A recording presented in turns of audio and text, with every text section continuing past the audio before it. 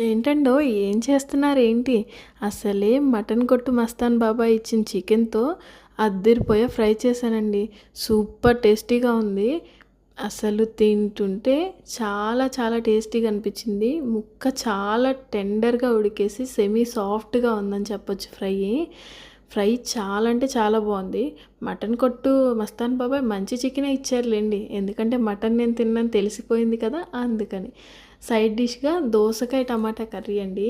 అలా దోసకాయ టమాటా కర్రీ కలుపుకొని చికెన్ పీస్‌ని అలా పెట్టుకొని తింటుంటే అబ్బా! యమ్మీ అండి. నిజంగా ఎంత టేస్టీగా ఉందో.